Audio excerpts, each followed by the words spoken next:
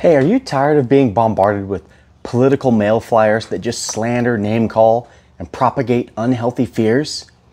How could we possibly know who's telling the truth? We can't. So I encourage you to throw these flyers in the trash where they belong and start to consider how to use the Holy Bible to vote. So I want you to know that I'm not here to tell you to vote Republican or Democrat, okay? I'm simply here to share a resource with you that may help you to consider God's perspective while you're making the important decision to vote for our nation's future leaders. All right, so my name is Elijah, and I'm just an ordinary U.S. citizen who loves God, family, country, beards, and fishing. But as a Christian, I understand that we have an obligation and a duty to look at the scriptures and the Bible and to consider what God calls righteousness and wickedness, and to consider those things as we vote for our nation's leaders. Hey, so this is the resource I wanted to share with you, and this is the Christian Voter's Guide. I know it says Voter's Guide, but if you look down here, it's actually a Christian resource, Christian Voter's Guide, that's what it's called, online.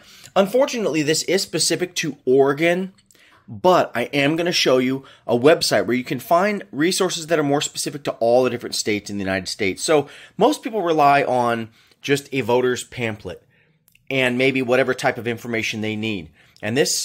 But what I like about the Voter's Guide here is that it has a Christian and family perspective. And these are very important things we should consider. Not only does it address things at the national level, such as your United States president election, but it also deals with things at the county level. And it also lists these specific ballot issues that you may find very important. And it just gives you another explanation on those. So this is a great resource you can use to supplement your state resources to help give you more of a Christian perspective.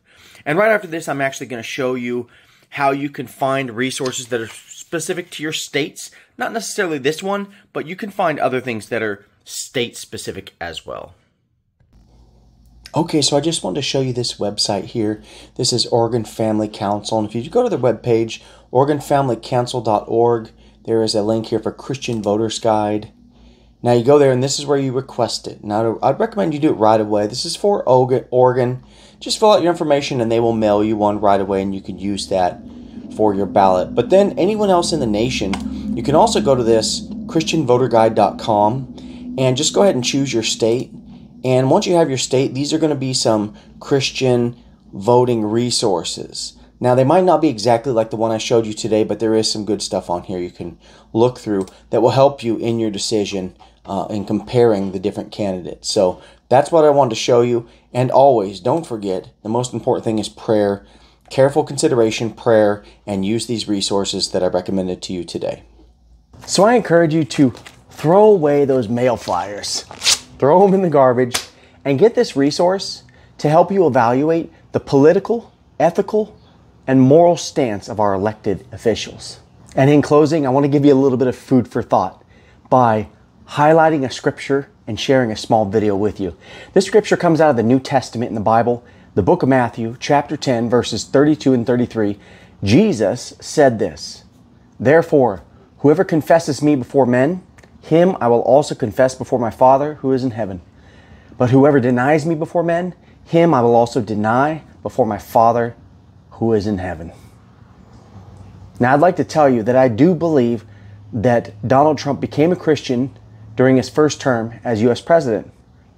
And I was pleased to hear him make these statements during his presidency. So please watch this small clip.